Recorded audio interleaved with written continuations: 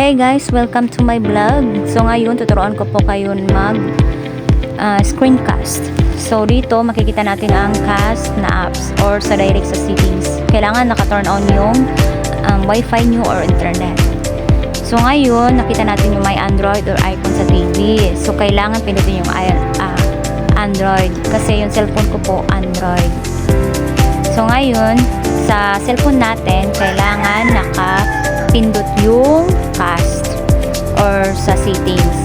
So ulitin natin kasi minsan hindi siya gumagana eh. Kaya yan nakapindot na. So kailangan turn on the wifi. Pagkatapos pindutin yung cast, kailangan naka-open nyo po yung wifi sa cellphone. Tapos sa TV, start casting. Kailangan naka-start casting siya. And then ready to connect. So sa cellphone natin, titignan natin kung nag-select device na ba siya. So yung device natin sa TV, Smart TV po. So nakita natin sa cellphone, Smart TV, pindutin lang po. Tapos nasa-searching din siya para makakonect po sa TV. Kaya minsan hindi siya gumagana pag gumagamit kami. Kaya tinatry namin, paulit-ulit lang po. So ngayon, maya-maya or maya konti. So na-ready to connect na siya.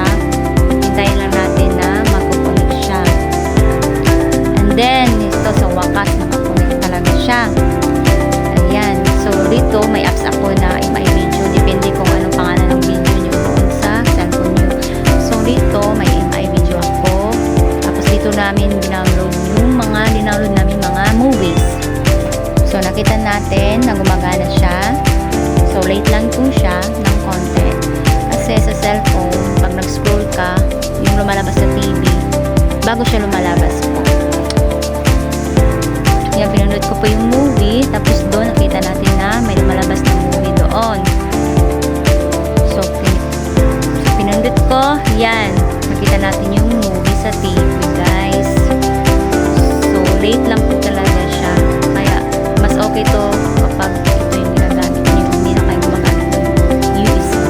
Sa mga teacher dyan, or sa mga nag-meeting dyan, nasa office, pwede nyo po itong gamitin para hindi na po kayo mahirapan